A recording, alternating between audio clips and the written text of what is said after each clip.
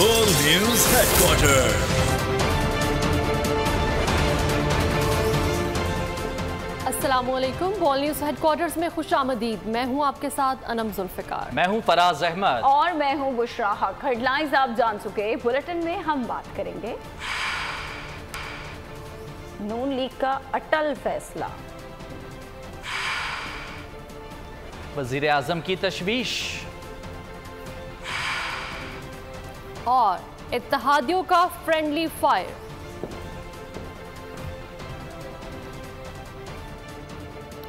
Bulletin का आगाज करेंगे इस अहम खबर के साथ। कानूनी टीम ने नवाज शरीफ को वतन वापसी के लिए क्लियरेंस दे दी है। वापसी के मामले पर लगी बैठक में अहम रहनुमाओं ने कह दिया है कि मियां साहब पाकिस्तान परवास कर सकते हैं।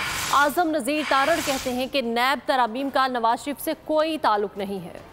रास्ता साफ है, अब आप पाकिस्तान जा सकते हैं। कानूनी टीम ने नवाज शरीफ को ग्रीन सिग्नल दे दिया। लंदन में नवाज शरीफ ने वापसी के मामले पर कानूनी टीम की बैठक लगाई। साबिक वजीर आजम शहबाज शरीफ, साबिक वजीर कानून आजम नज़ीर तारड़, अमजद परवेज मलिक, अता तारड़ और इसाक डार शरीक हुए। सहाफियों के सवालात का जवाब देते हुए साबिक वजीर कानून आजम नज़ीर तारड़ ने कहा, नैब तरामीम से नवाज शरीफ का कोई ताल्लुक नहीं। उससे मियाँ साहब के केसेस का कोई ताल्लुक ही नहीं है।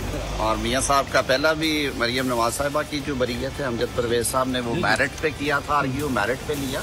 अभी भी very good cases on merits. उसका इन अमेंडमेंट्स का मियाँ साहब के केसेस से मैं फिर बड़े वजाहत से कह रहा हूँ कोई ताल्लुक। इजलास में नवाज शरीफ की वापसी का लाहेअमल तैयार कर लिया गया। टीम ने कहा कि नवाज शरीफ की पाकिस्तान वापसी पर मुकदमात में कानूनी मसाइल पर कोई मुश्किलात दरपेश नहीं। नून लीग पहले ही ऐलान कर चुकी है कि नवाज शरीफ 21 अक्टूबर को पाकिस्तान पहुँचेंगे।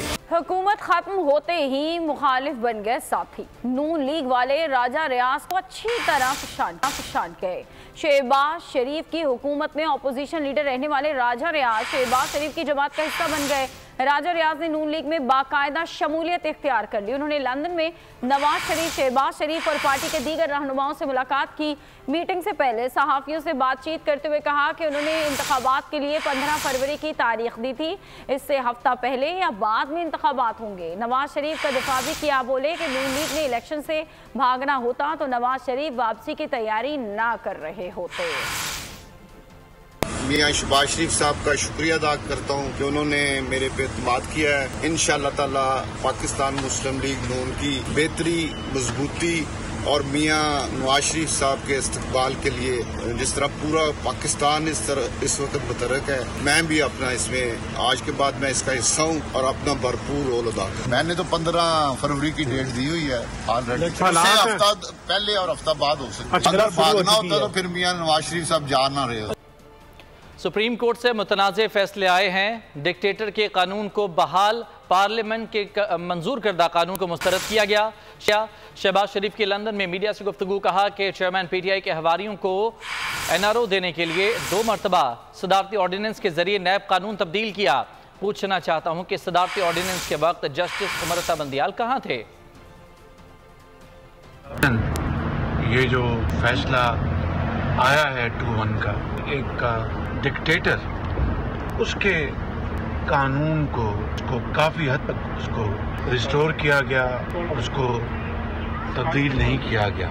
मैं इसके साथ ये भी बताना चाहता हूँ कि जब इमरान नियाज़ी ने 1 मरतबा नहीं 2 मरतबा प्रेसिडेंशियल ऑर्डिनेंस के ज़रिए नैब का कानून तब्दील किया था अपने हवारियों को NOC देने के लिए, उस वक्त जनाब बंदियाल साहब कहाँ पर थे? मोहतरम राजा रियाज साहब यहाँ पर तशरीफ लाए हैं। मियाँ मोहम्मद नवाज शरीफ ने, मैंने और पार्टी ने इनको मुस्लिम लीग नून में खुशामदीद कहा है और मुझे पूरी उम्मीद है कि इंशाअल्लाह इनकी मुस्लिम लीग नून ज्वाइन करने से पार्टी को इंशाअल्लाह बड़ी तक़वीत मिलेगी।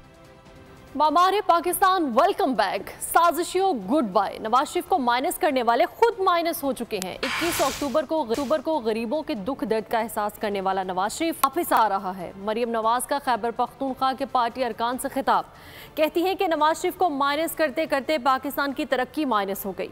नवाज शरीफ ने बहादुरी और साबित कदमी से सियासी इंतकाम का मुकाबला किया और सुर्खरू हुए। अमन अमान और सरहदी सूरत हाल के बावजूद इलेक्शन अल्तवा का इम्कान दिखाई नहीं दे रहा। निगरान वज़ीर-ए-आज़म अनवारुल हक काकड़ की अमरीकी नशरियाती इदारे से गुफ्तगू, कहा हल्का बंदियों के बाद इलेक्शन का ऐलान जल्द होगा। वज़ीर-ए-आज़म ने सियासी इंतकाम का तासुर भी मुस्तरद कर दिया। पाकिस्तान में किसी का नाम भी लेने पर कोई पाबंदी नहीं, बोले कि चेयरमैन PTI का मामला अदालत में है। तालिबान से बातचीत के सवाल पर कहा कि पाकिस्तान का वफाद अव्वलीन तरजीह है। पाक सरजमीन की हिफाजत के लिए जहां कार्रवाई जरूरी समझेंगे करेंगे। 16 माह के हम निवाला और हम प्याला दस्तो गिरेबां होने लगे। PP रहनुमा नदीम अफजल चंद ने नून लीग को वोट की इज्जत के नारे का ताना दे दिया।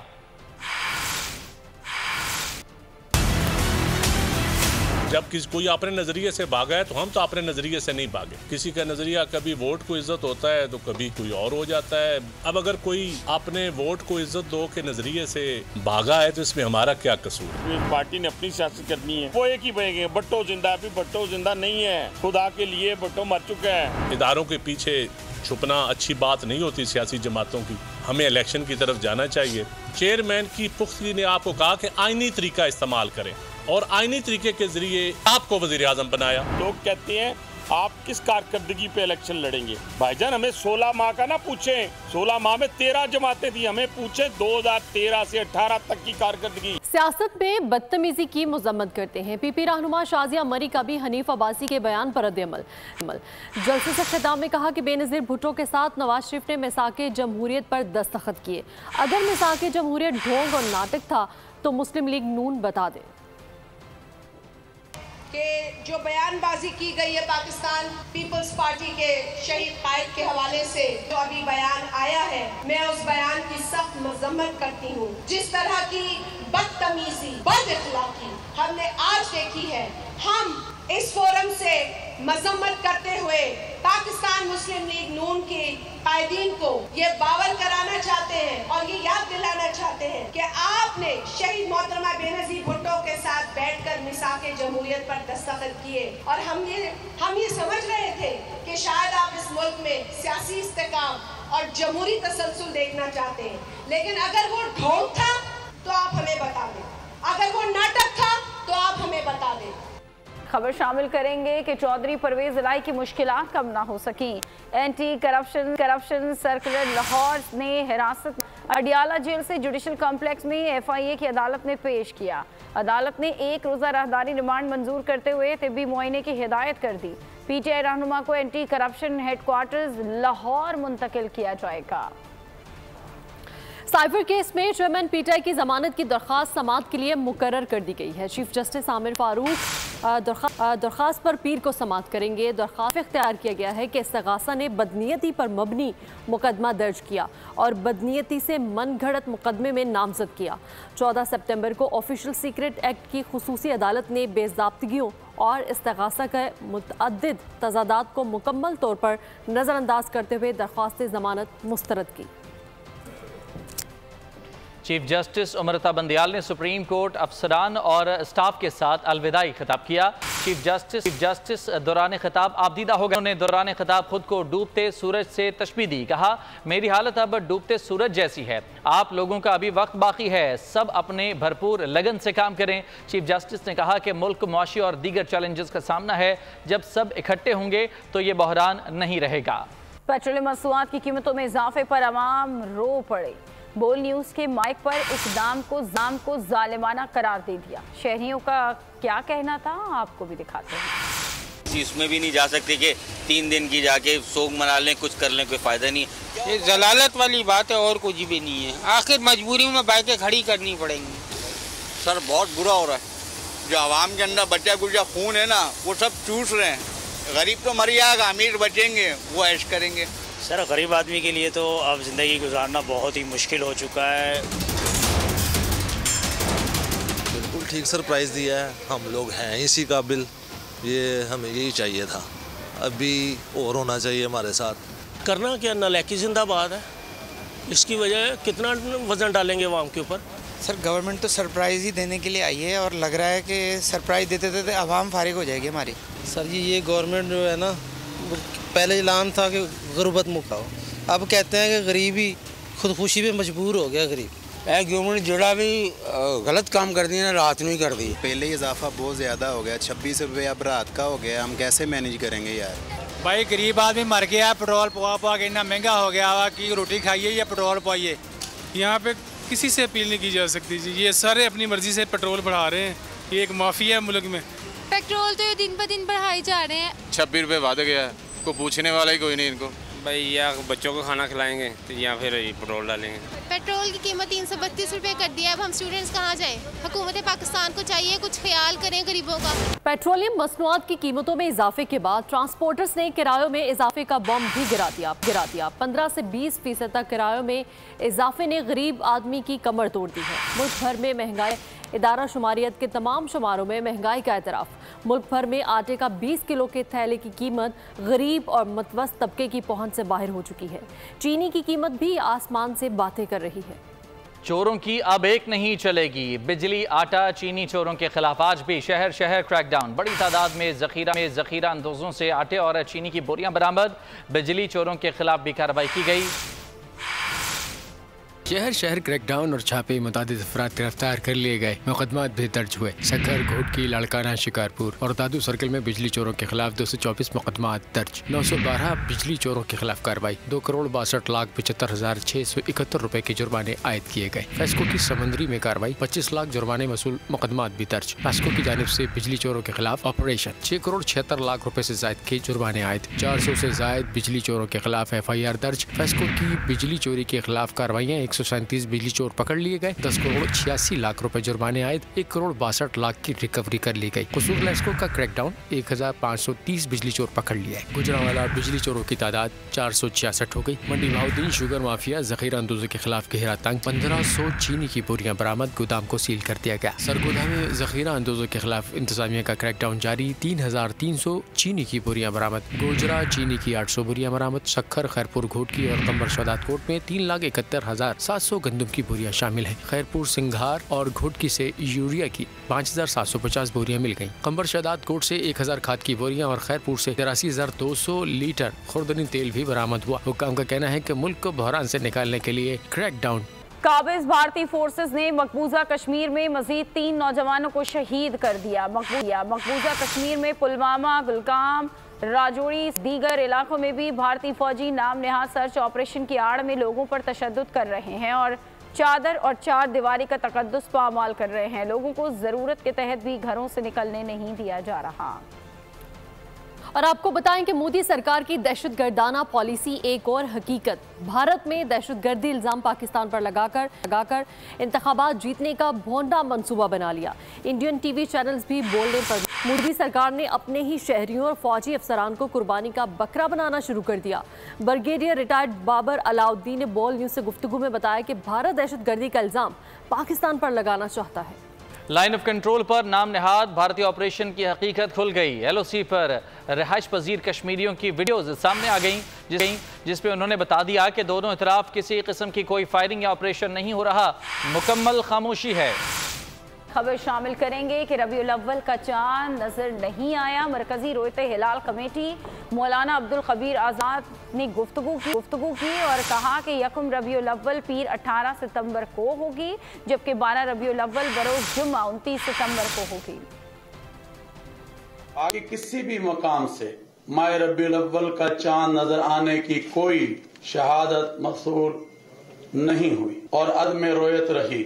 लिहाजा इत्तफाक राय से फैसला किया गया कि यकम रबीउल अव्वल 1445 हिजरी 18 सितंबर 2023 बरोज पीर को होगी।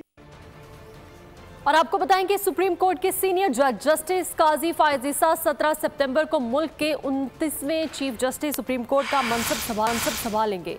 नामजद चीफ जस्टिस काजी फायज ईसा फौजी अदालतों, हुदैबिया पेपर्स मिल, फैजाबाद धरना और कई दीगर केसेस के फैसलों के हवाले से जाने जाते हैं। मजीद रिपोर्ट करेंगे नुमाइंदा बोल इमरान वसीम। नामजद चीफ जस्टिस काजी फायज ईसा 17 सितंबर को ऐवान सदर में मुनक्किदा तकरीब में मुल्क के 29वें चीफ जस्टिस ऑफ पाकिस्तान का हल्फ उठाएंगे। काजी फायज ईसा 26 अक्टूबर 1959 को कोयटा में पैदा हुए। जस्टिस काजी फायज ईसा 5 अगस्त 2009 में chief justice Balochistan high court और 2014 में सुप्रीम कोर्ट में जज तैनात हुए। जस्टिस काजी फाइज ईसा ने बतौर सुप्रीम कोर्ट जज कई अहम फैसले दिए, जिनमें फौजी अदालतों के खिलाफ फैसला, हुदैबिया पेपर मिल्स, फैज़ाबाद धरना और ख़वातीन के विरासती हुकूक जैसे फैसले शामिल हैं। नामजद चीफ जस्टिस को चंद साल कबल सुप्रीम जुडिशल कौंसिल में ओहदे के खिलाफ रेफरेंस का सामना भी करना पड़ा, जो कलअदम करार पाया। जस्टिस काजी फाइज ईसा को चीफ जस्टिस ऑफ पाकिस्तान का मनसब संभालने के बाद कई चैलेंजेस का सामना होगा, जिनमें जजेस बाहिमी इख्तलाफात, आर्टिकल 184/3 के इख्तियार के इस्तेमाल का तरीका और बेंच की तश्कील शामिल हैं। इमरान वसीम, बोल news, Islamabad. Pakistan cricket team को बड़ा झटका, फास्ट बॉलर नसीम शाह के वर्ल्ड कप से बाहर होने का खदशा। दुबई में कंधे का स्कैन टेस्ट मुकम्मल, कंधे के पट्टों में खतरनाक इंजरी का इंकशाफ। कंधे की तकलीफ फास्ट बॉलर को कम से कम 6 माह क्रिकेट के मैदानों से बाहर कर सकती है।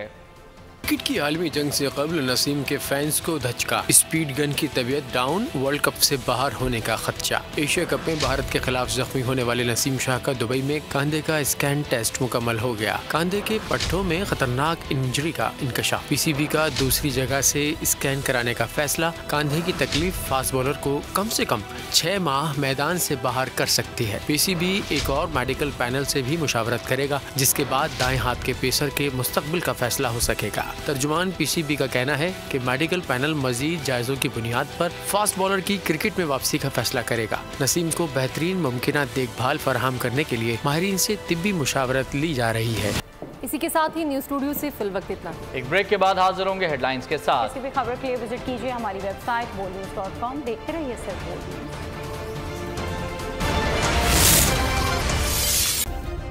सब्सक्राइब करें और बेल दबाएं ताकि कोई खबर रह न जाए।